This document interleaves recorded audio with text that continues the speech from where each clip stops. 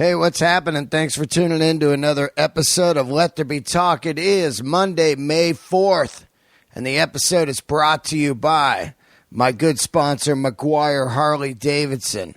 Yes, the best Harley-Davidson dealer in the Bay Area. If you live up in the San Francisco Bay Area and you want a bike or maybe a Harley shirt, or you need a tune-up or some tires, some brakes, or you just want to hang out somewhere cool, go to McGuire Harley, 93 First Avenue, Pacheco, California. Go see my boy Ryan and his dad.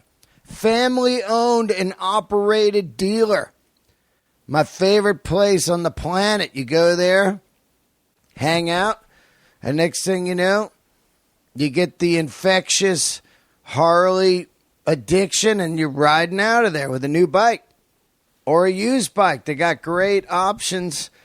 Also, you can finance. You might think, I got bad credit or whatever. They'll get it done, man. Go see them. McGuire Harley-Davidson. Tell them Del Rey sent you.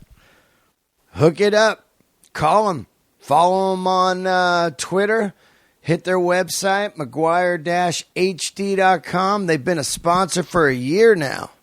How fucking cool is that? McGuire Harley-Davidson.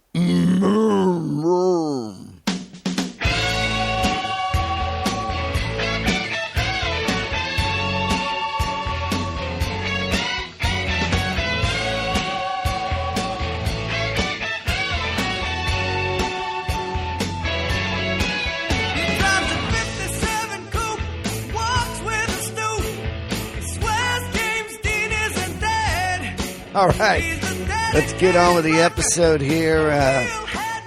My voice is kind of trashed today. Just waking up. Burnt, man. Had a wild weekend with Big J Okerson, man. So much fun. 2 rock and rollers taking the stage. Going crazy in San Diego at the American Comedy Co. Wow. Awesome audiences. You guys were fantastic. If you're a new listener and you saw me at the American Comedy Co., welcome. Welcome in, friends, old friends, and new friends, and donators. Steve McDonald donated to the podcast. Kick ass. Everybody out there rocks. If you listen to this podcast, I love you. Spread the word. Good day here today. Got a great announcement, man. I was talking about it last week, and I can finally tell you. I'll be headlining the Comedy Works in Denver, downtown, June, what is it? It's June 30, July 1, 2, and 3. So right before 4th of July weekend, I will be headlining in Denver at one of the best clubs in America. So that doesn't get any fucking cooler than that. Come see me do an hour. Finally, you keep saying, when you coming here? When you going to headline? Here it is. Get a Greyhound bus ticket. Take it all the way to Denver. Get off downtown. Axl Rose style. Welcome to the jungle. And roll right into the best club going, man. Comedy Works. This is going to be fucking fire. I can't wait. Headline in Denver. Man. Just think, 5 years ago I wasn't doing comedy, and now I'm headlining in Denver. That is so fucking cool. So it's your turn, man. Get tickets, tell friends, spread the word. You know, get off the couch. I need you guys to come out so it's fun. No people makes a terrible comedy show. Also, if you're in Sacramento, I'm going to be out your way here 14, 15, 16 of May with Chris D'Elia back at the Punchline. May 14, 15, 16. Also, if you live in L.A., we just announced this. This is going to be incredible. Red Band and I are doing a comedy show at the Trepany House, which is in East Hollywood, 4773 Hollywood Boulevard. Go to the website, trepanyhouse.com. That's TREPANY, TrepanyHouse.com. We're going to do a live comedy show and a live Let There Be Talk on a Saturday night. Candles lit! 8 o'clock, May 23rd, live. Let There Be Talk in East Hollywood. That's going to be fucking fun, man. If you haven't been to the Trepany House, it is so cool.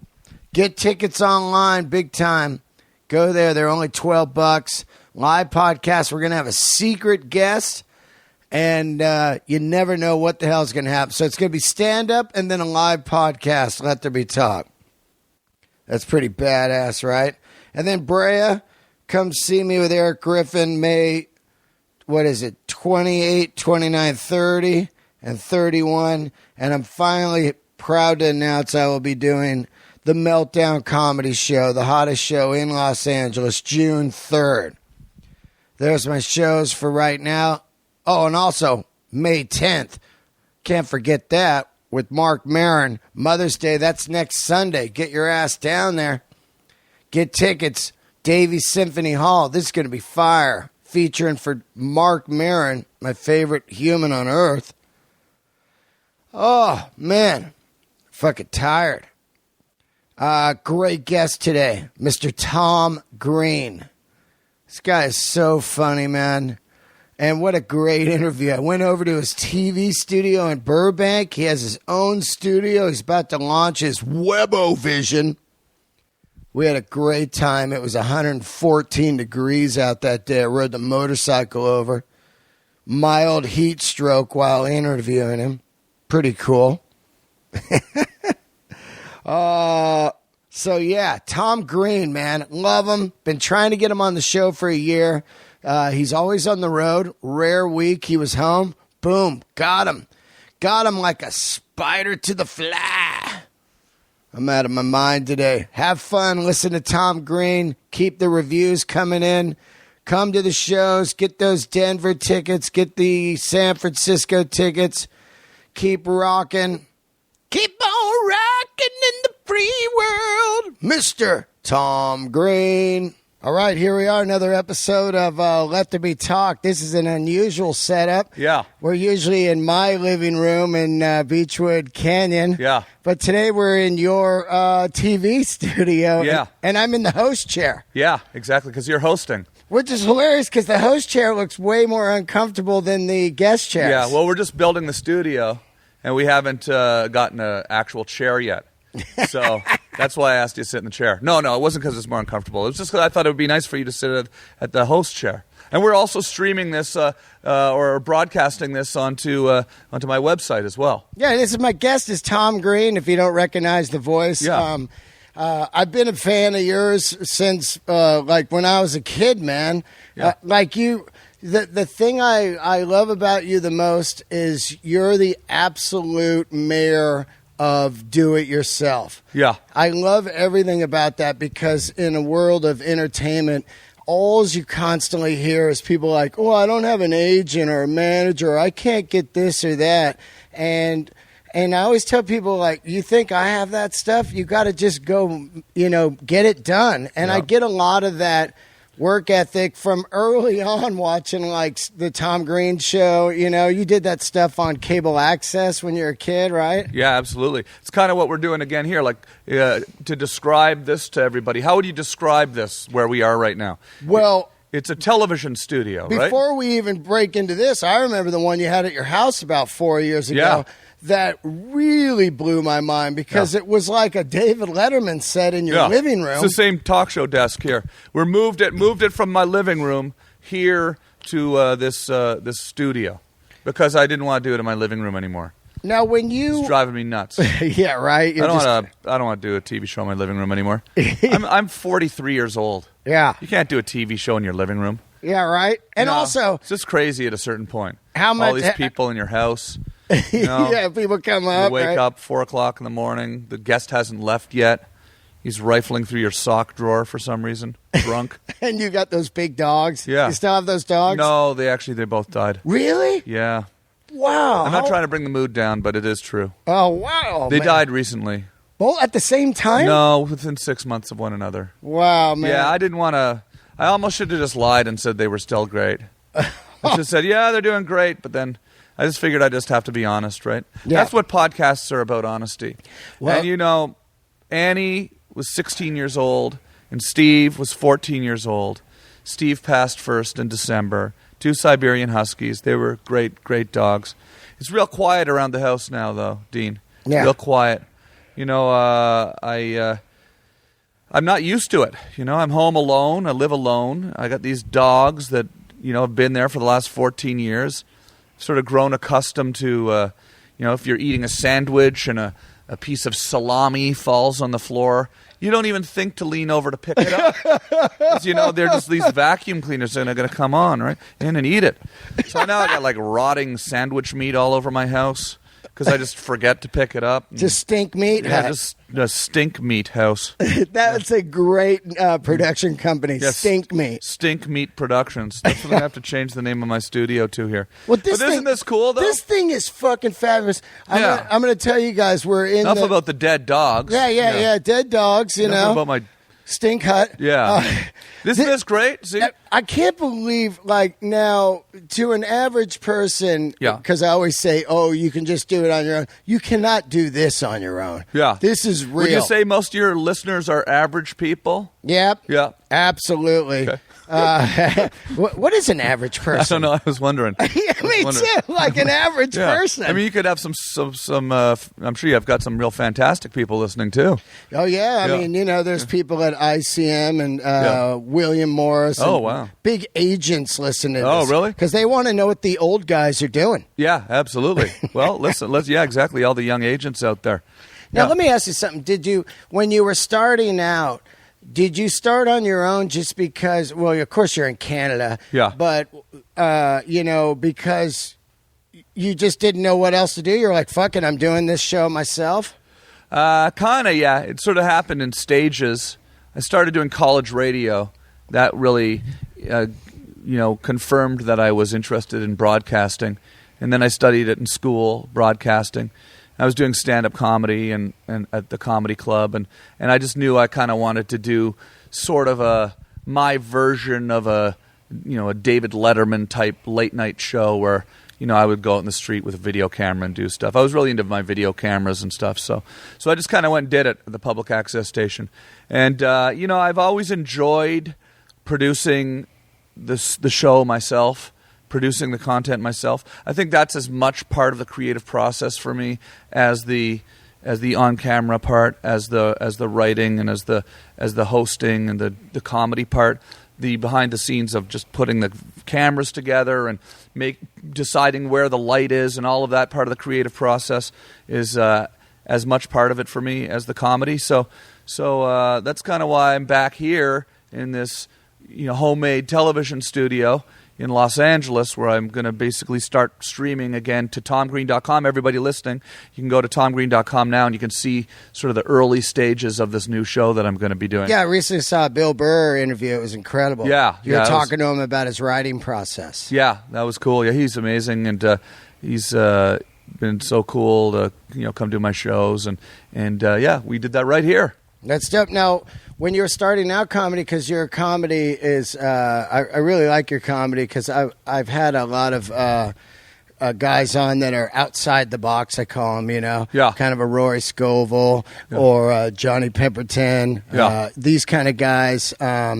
Brent Weinbach. Yeah. Your stuff is not your average guy. Yeah, and I'm a big fan of either really edgy comedy or completely lunacy. Yeah. And who were you watching when you were younger? Was it Steve Martin, guys like that?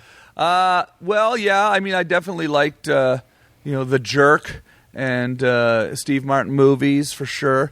His stand-up was a little bit before my time. I'm 43 years old, so when he was a huge stand-up comedian, I was probably 6 or 7 years old or something like that. Right. It hadn't really quite occurred to me that stand-up comedy and comedy was something that I was interested in yet. But when I really got into stand-up when I was about 15 years old, and I got into stand-up because I would go down to the comedy club in Ottawa, Canada, and I would watch all the Canadian comics that were the headliners in Canada, and I really realized I loved it when I first saw Harland Williams, who's now one of my good friends. and Norm Macdonald as well. Norm Macdonald's an absolute genius. Yeah, and Harland is an absolute genius. Yeah. Those guys are both just so. And at the time, Harland actually was my favorite at the time because he is a little more absurd and surreal in a lot of ways than anybody I'd ever seen. And Norm was hilarious because he was so dark and that's why I love him. And shocking, which was amazing. And they were both my favorites. But Harland I discovered first. I was 15 years old. I think I discovered Norm a little later. And I just had never seen anything like that before, where somebody could just get on the stage and completely, confuse everybody to the point that they were laughing hysterically. And so it was a lot, it was a new time, in comedy, I think.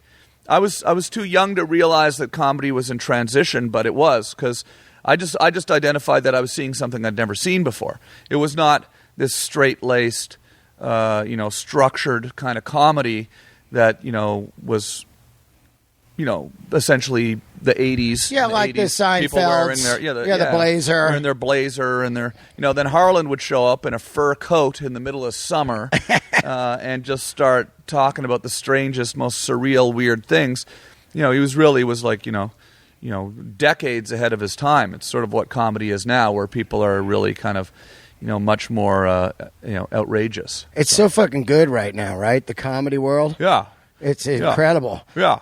So it is, right? It is, man, because I can go out any night. And, I don't really know much about it anymore. Yeah, well, that's the thing. I don't go out much. Yeah, I was going to talk to you. Well, about I'm on the road all the time now. I've decided, and since I've started doing stand-up again, I'm always on the road. But yeah, talk to me about what you want to talk to me about, because I know what you're going to say, and I want to talk to you about that too.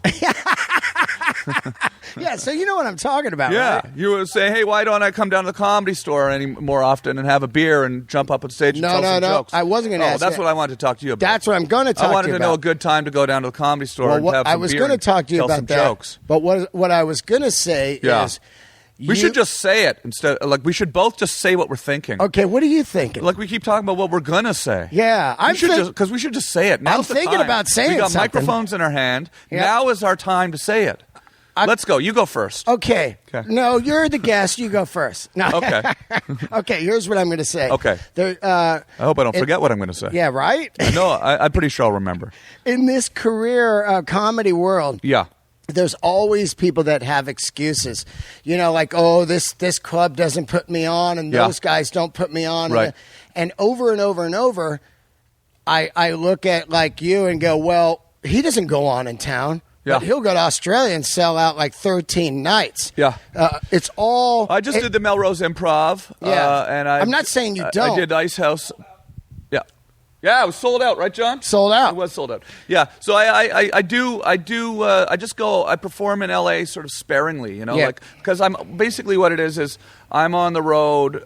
I for whatever reason I've decided to just stay on the road. The tour's been going amazing. Yeah. I'm having so much fun. I've got people who are fans of this web show who come out. It's been an incredible experience the last 7 years since I've started really touring again. Like you said, going to Australia, all over this country. The United States of America is where we are right now. This country, Canada, and is Burbank part of the United States? Burbank, Okay. America. So it's been really cool. And then I kind of.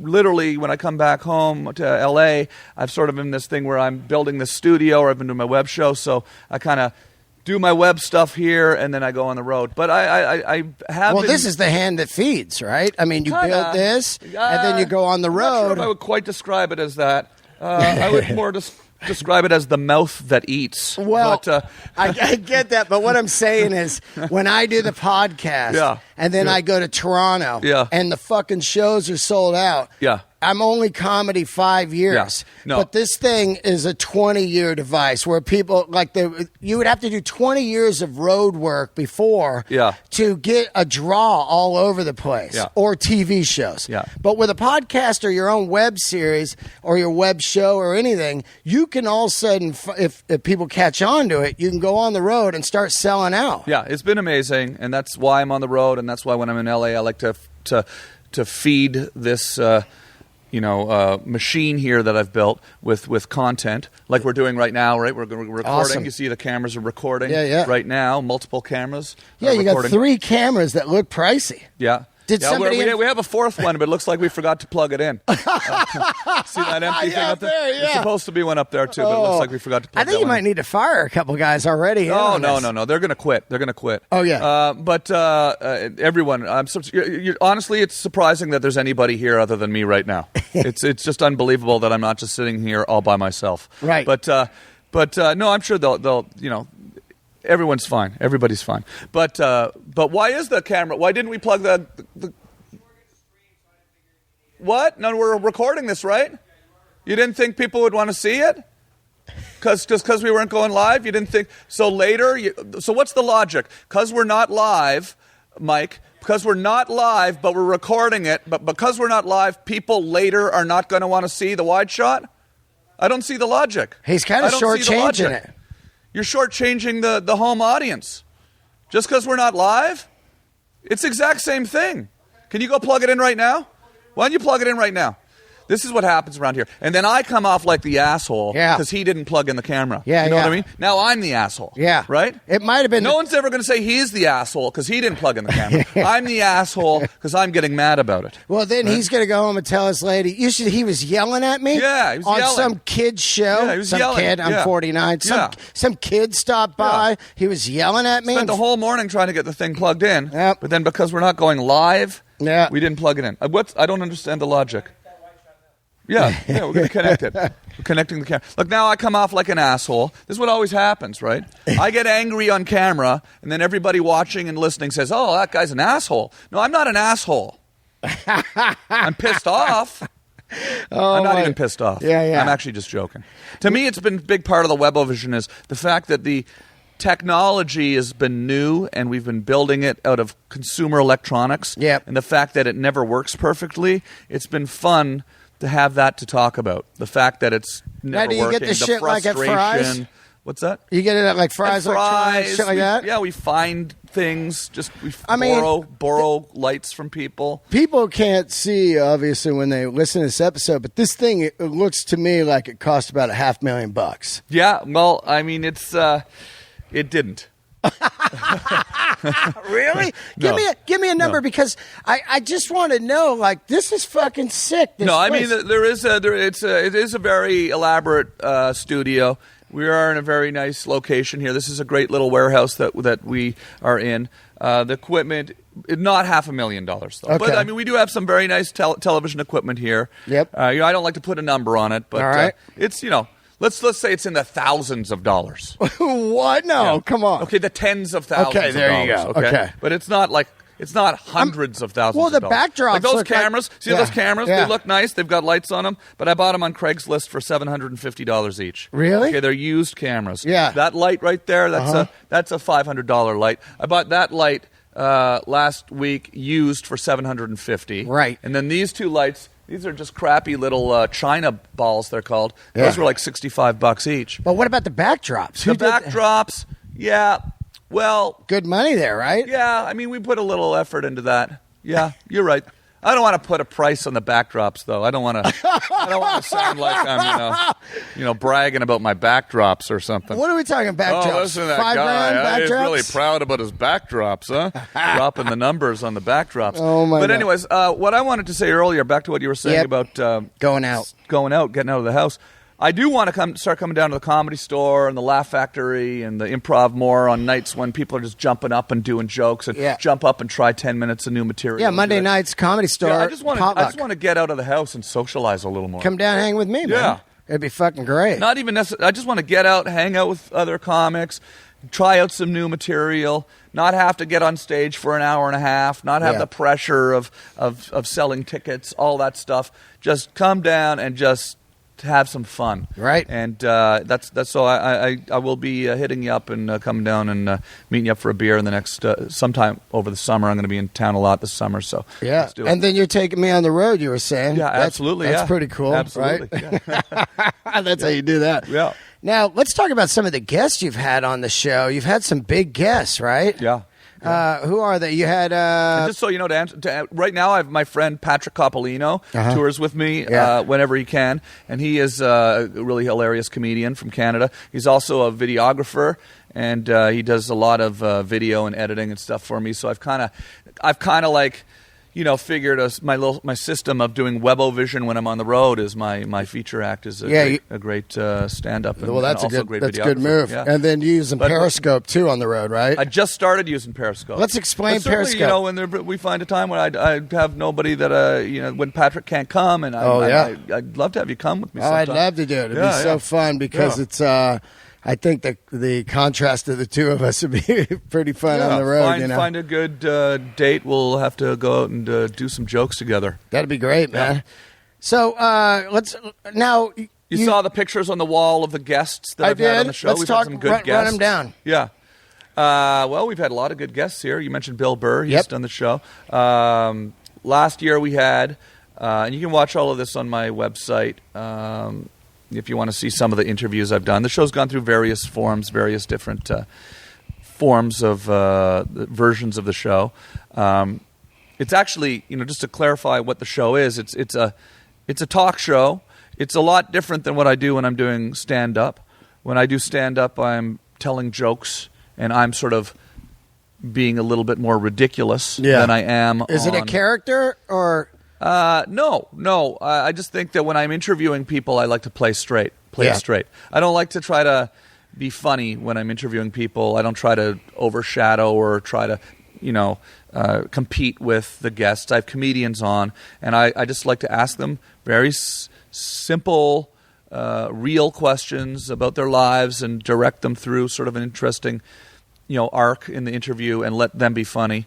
And that's fun for me. And then when I go on the road and do stand-up, it's a completely different thing. I'm the only person on stage, and I'm going nuts, right? Yeah. I goof on the audience, and I have a great time. But so the stand-up show on the road is a lot closer to what you would have seen me doing on MTV or my movies like Freddy Got Fingered. It gets fucked up, it gets weird, and it's ridiculous, and I have a good time. And I love it. But I also love doing the talk show. And last year I had on lots of great comics. I had Andrew Dice Clay did the show, Norm Macdonald, Harland Williams, who we talked about. Steve Carell did the show, Howie Mandel, Buzz Aldrin, Dana Carvey, Weird Al Yankovic, Carl Reiner, Larry King, Dan Rather. Amazing. Really cool people. Really, I was actually really amazed and grateful to see how many great people came and did the show, and we reached out and asked them. And, how do you book them? Yourself or your agent? Well, we have my producer, executive producer John Schneider, sitting right here, who works with Talent Booker, and when we're doing the show, we're not in full production right now, but when the show's in full production, we have a small staff of people, a Talent Booker, and some people like that. And we also just reach out to friends and people that we know and. You don't do it my style, like DM them on Twitter? We do that. No, we definitely do. We definitely do. Yeah. Everybody talk.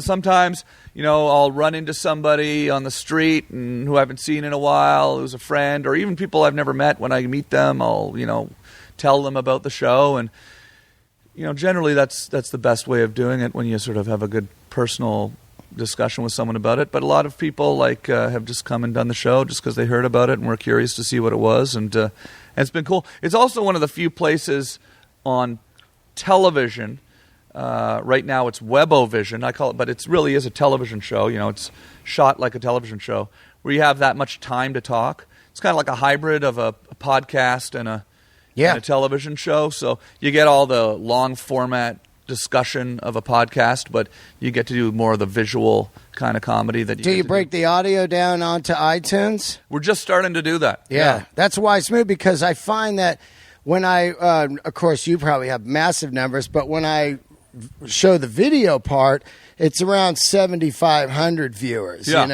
compared to massive numbers when you're doing the audio, because people listen when they're commuting or working out. Or I met a guy a couple days ago, he's a truck driver. He's like, oh, God, without the podcast, I'd go crazy. Right. So it's podcasting is definitely got a much more mainstream distribution system for people that want like long format stuff. Yeah. Whereas I don't think as many people sit down and watch YouTube for an hour and a half. It's true. Yeah. You're right. It seems to me better off to take, short highlight moments of the podcast and put it on YouTube. Yeah, exactly. Like that Bill Burr clip, I think is like 3 minutes. Yeah. And it caught fire around because everybody wants to know Bill Burr's writing process. You know what I mean? So they all watched it. What is your writing process? Because you're such a different style of comedian. Do you just go up and fucking wing it? Not really.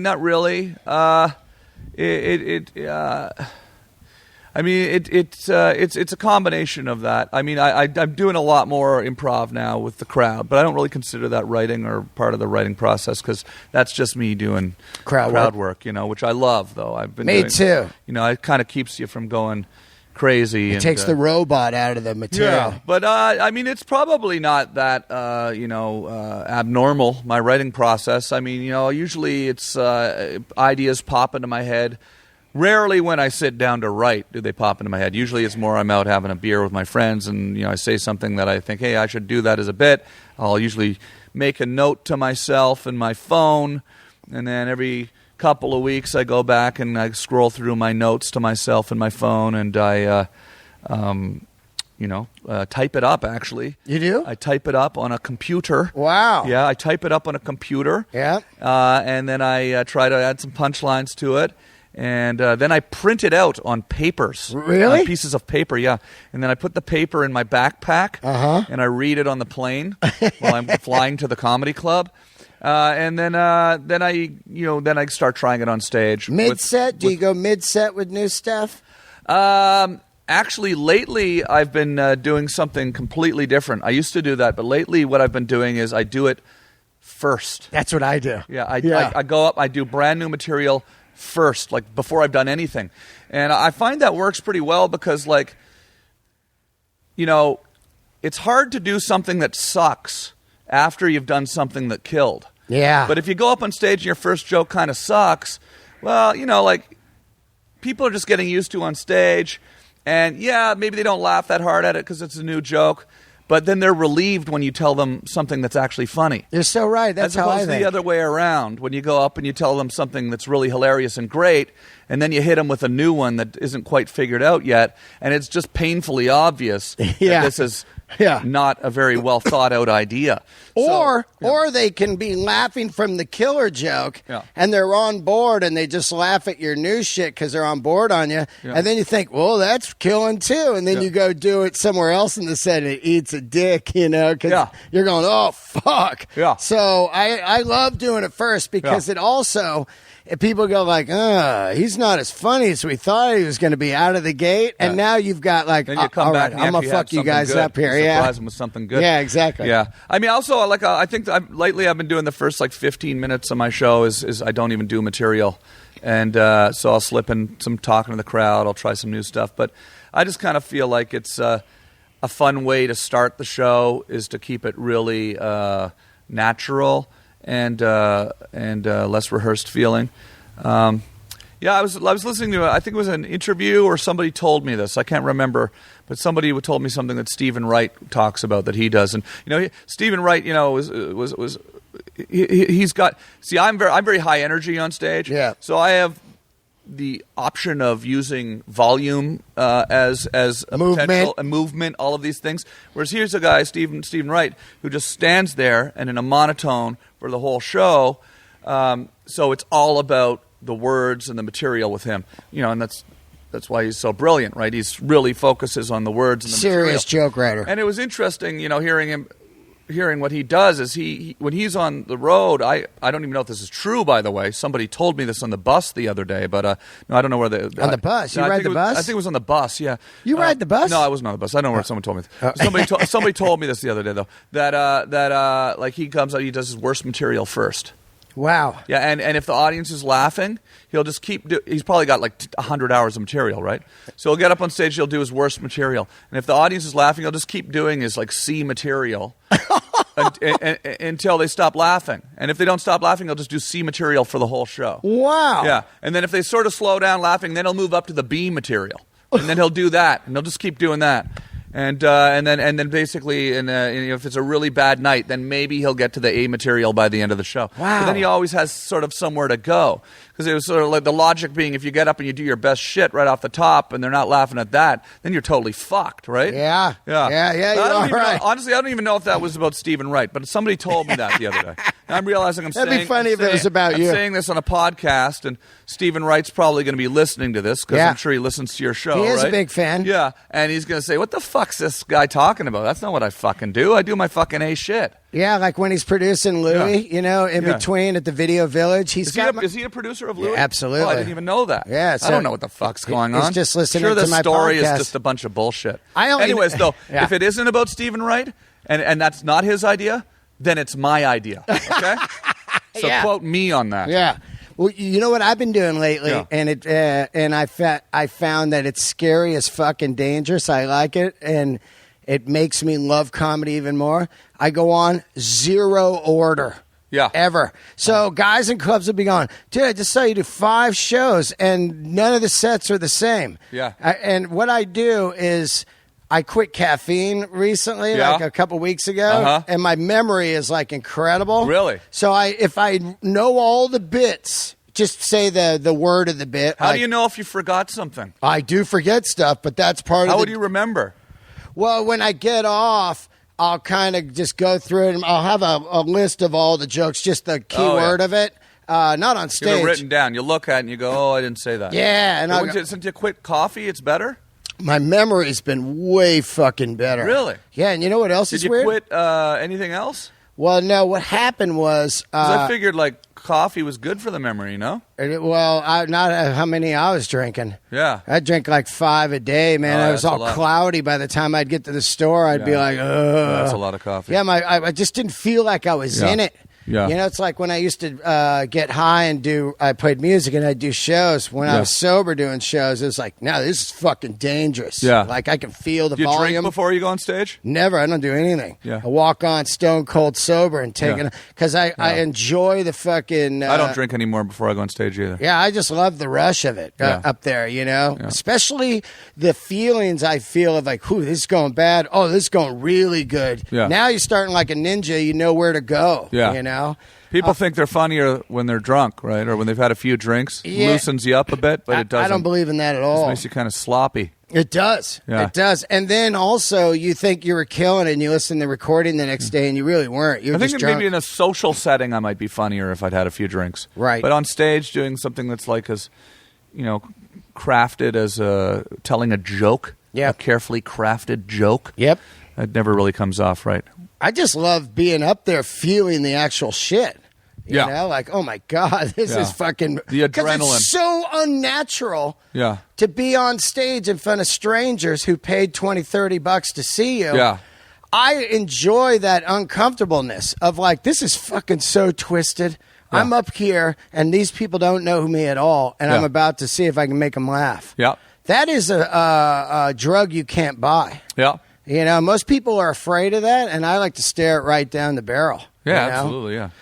You're a huge hip-hop guy? Well, I certainly I was growing up. I enjoyed listening to it, making beats, writing rhymes. I did enjoy that. I brought this up because I recently bought Paul's Boutique on vinyl, original copy. My good friend Mike Simpson produced that from the Dust Brothers. Yeah, his pad is in my neighborhood. Yeah. Or he's selling it or sold it or whatever. Okay. I put it on. And I do a bit where a lot of people think I don't like hip-hop, which isn't true because I loved hip-hop when you and I were growing up. Yeah. I put this record on. It was original print, mint condition, and it just fucking floored me like the day I heard it. Yeah. What do you think was some of the best hip-hop back then? Tribe Called Quest. Yep. Public Enemy. Awesome. Which one you like the most? Eric B. and Rakim. Yeah. Public Enemy, Yeah. Nation of Millions. Yeah. Their second album is my favorite. I love that one, but I love, I think Do the Right Thing, Fight the Power. Fight the Power, yeah. I think that record, Fear of a Black Planet, is unbelievable. Yeah. And that movie.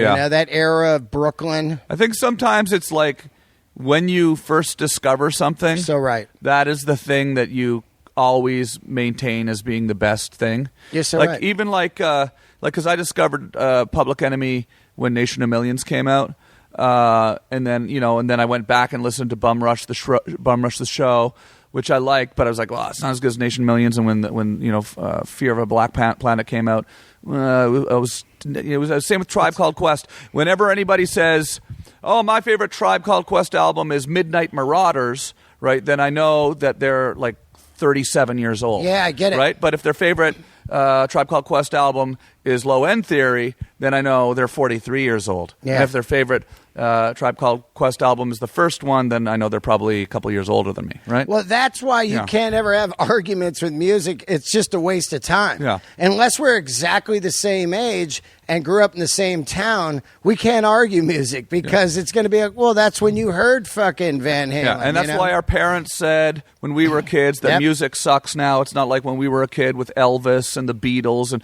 then we were saying, and now we're saying music sucks now. It's not like when we were a kid with Public Enemy and Huey Lewis.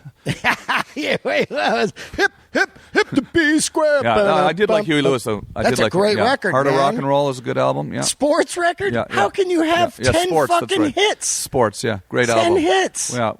That's awesome, Yeah. man. Yeah, because I liked Huey Lewis because of the Back to the Future movie. Power of Love came out, and Michael J. Fox would ride his skateboard to school while listening to the Power of Love, and so that song was on the soundtrack to Back to the Future. It wasn't on Sports. Yeah, and so I went and bought Sports, thinking I was gonna be able to listen to the Power of Love in my Sony Walkman on the way to school on my skateboard. I was so disappointed to find, but then Heart of Rock and Roll, and every song in the album sounds exactly the same. They do. So it didn't matter. Yeah, right. The whole album was the Power of Love. Isn't that crazy to think about, like, these records that, like, are so massive, but they're so fucking, like, mainstream, like Hootie and the Blowfish, Huey Lewis Sports.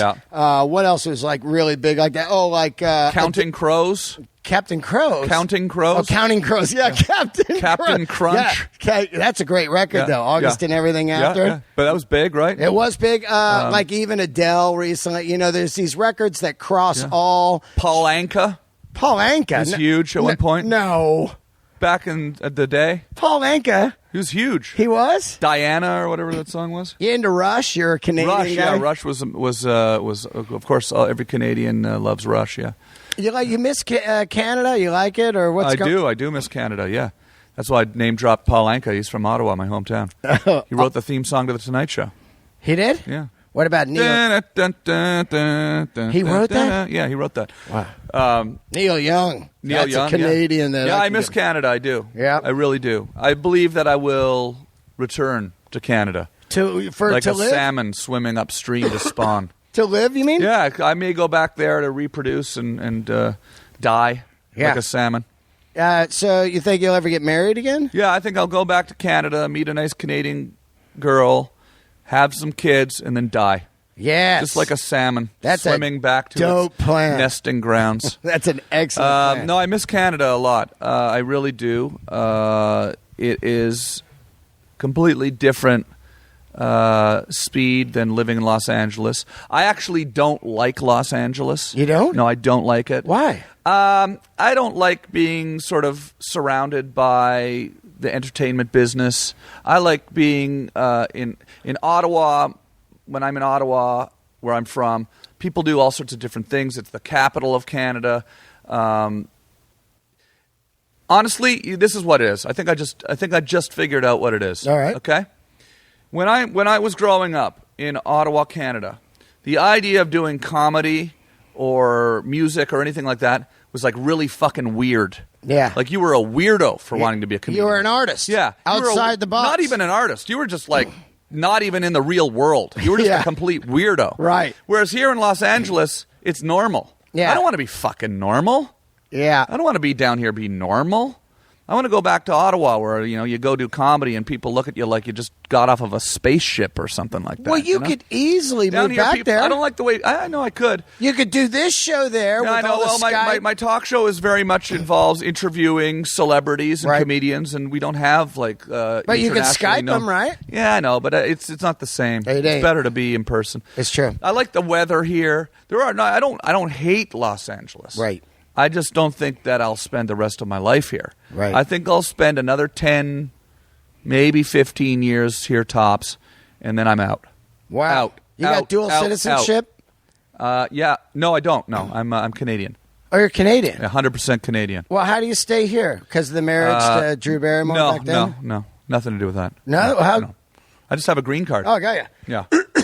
I don't know how that works. That's why I was asking. Yeah, no, nothing to do with that. Just you apply for a green card, and I got it after about a few years. Yeah. And then they can't take it away.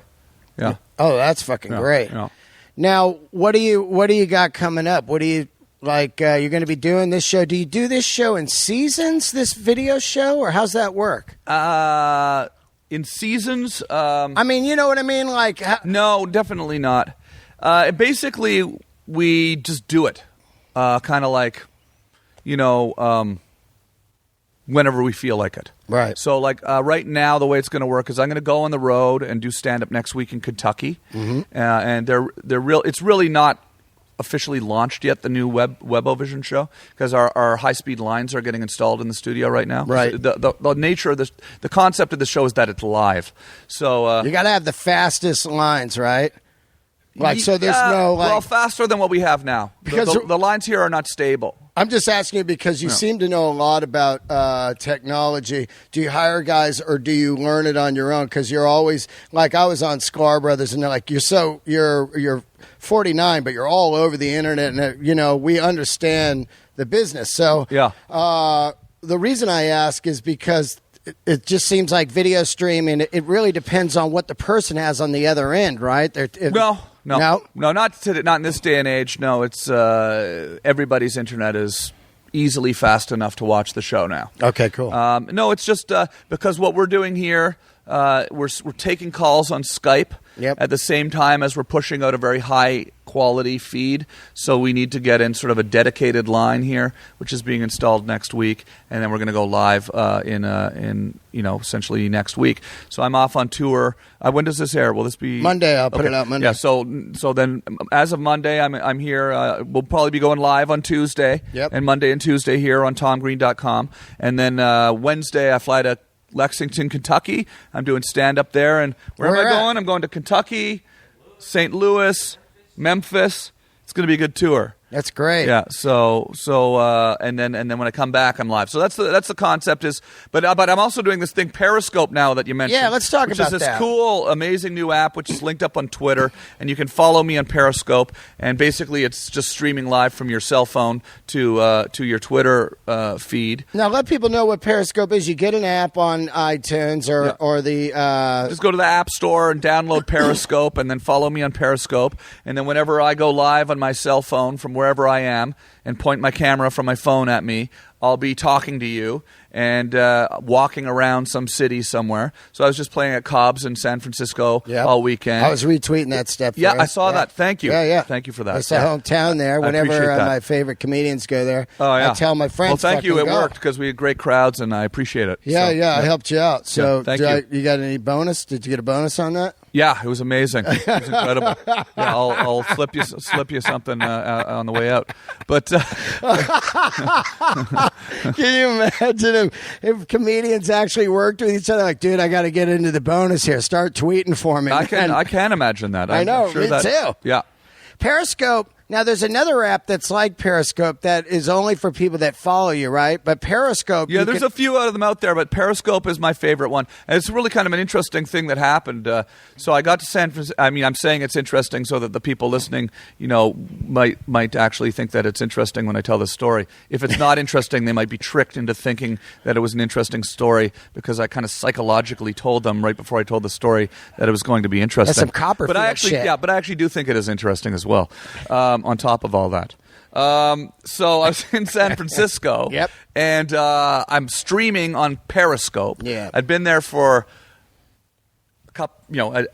half a day. I'm streaming for 20 minutes, walking through the streets of San Francisco. You're down in North Beach. Yeah, in North Beach. And the CEO, co-founder of Periscope, came and found me because he saw where I was. Yeah. And invited me by the company. And they've just sold to Twitter, and they're this massive success story.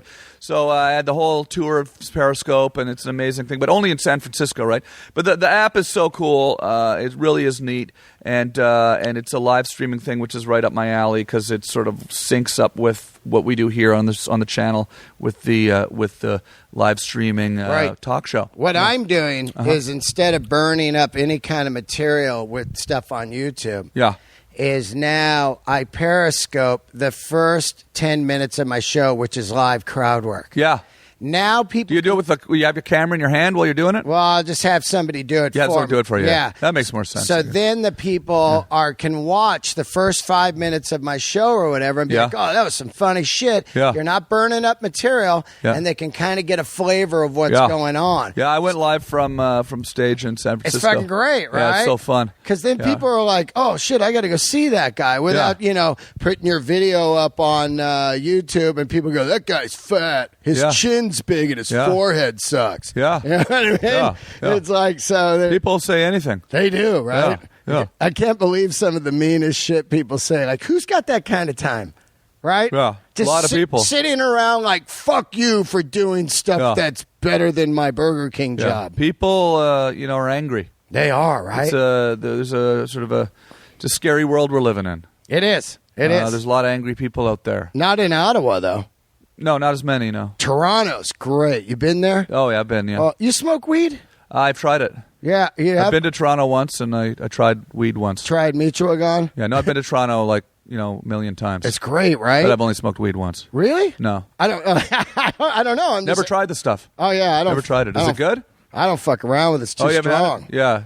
I heard it's really strong these days. It is. It'll make you feel like you're shitting your pants or you're having a heart attack. Yeah, when I was in high school, I went to a party once, and a guy was smoking weed, right? Yep. And I couldn't believe it. I was like, he was smoking like weed, right? It was like illegal and everything.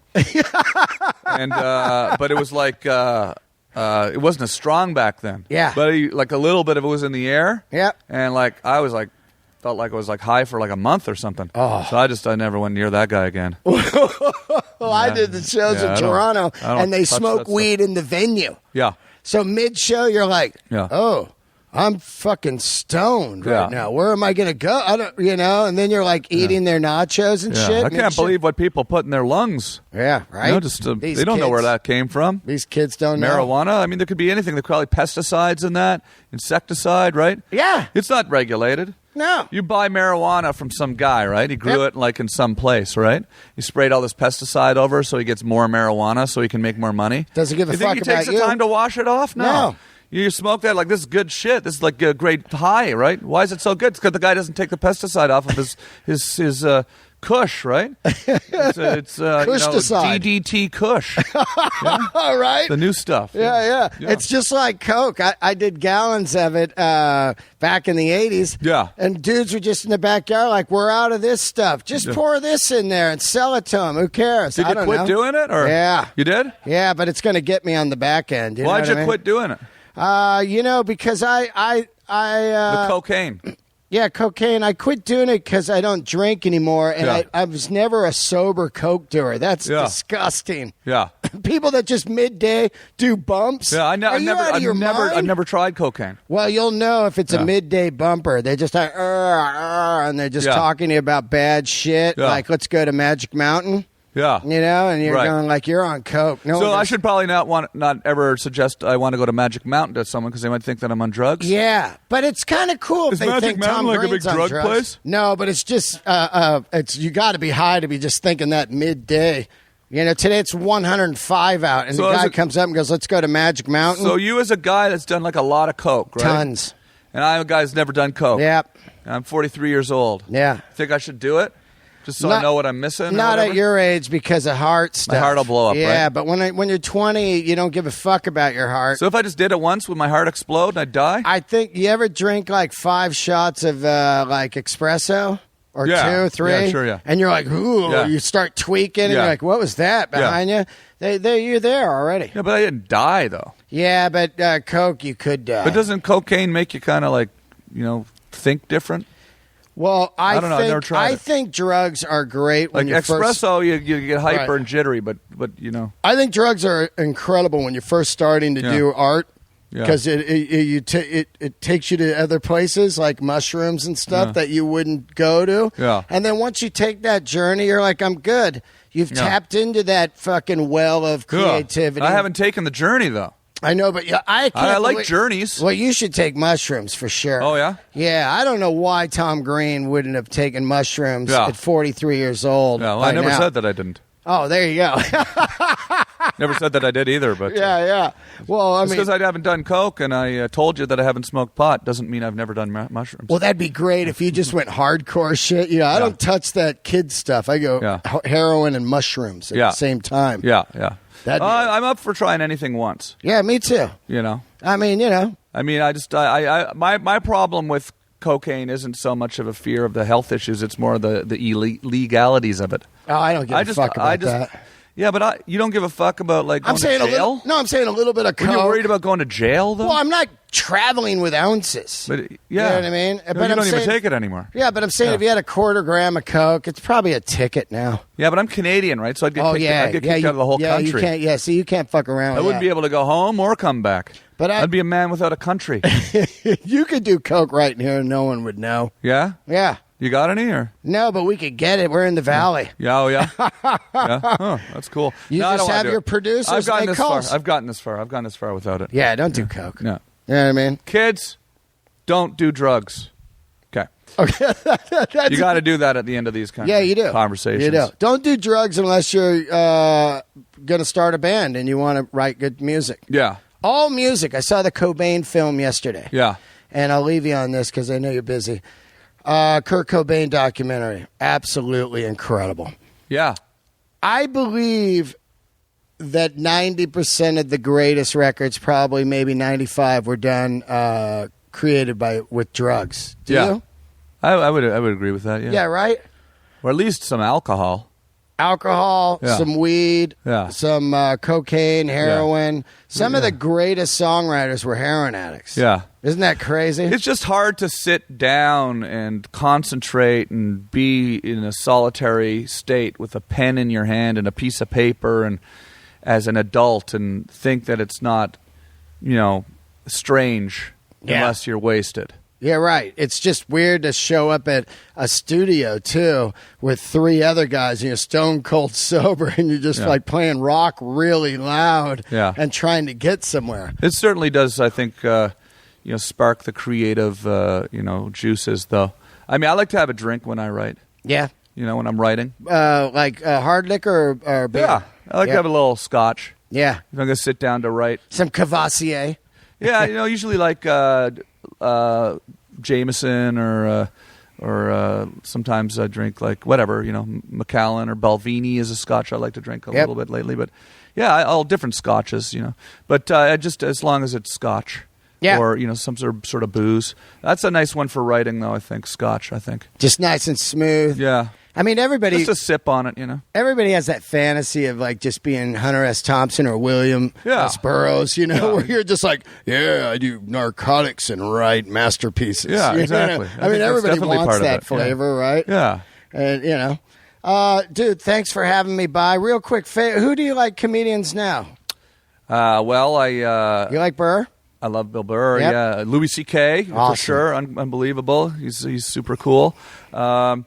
Eric Andre. Awesome. Eric Andre. I love his television show. Right? I just think it's so crazy and amazing. And it reminds me of, back in the day when I used to be running around the street with a early video Tom camera. Green, right? It really, really kind of brings back a lot of fond memories of my youth. So, yeah. That's awesome, man. Yep. Well, thanks for having me. And then TomGreen.com. Yeah, TomGreen.com. Follow me on Twitter at TomGreenLive, and then go get on my Periscope. And the idea is if you have some time on your hands to dedicate to watching my every move, You can follow me on Periscope, and then when I'm not on the road, you can watch our TV show here, the WEBOVISION, and it's a lot of fun. Yeah, and then I'll be on tour with Tom Green sometime. Yeah, absolutely. Come see us at the... I'll be operating his Periscope. Yeah, for sure. That sounded kind of salty, right? Sounds... I'll be operating your Periscope. Yeah, get the cocaine and the Periscope. Get the cocaine! Right. Whenever you talk coke, you got to just talk Guns N' Roses style, right? Oh, for sure. Get the cocaine! All right. All right, man. Nice. That's Tom Green right there. Thanks for Dean. tuning in for another episode of Let There Be Talk. See ya.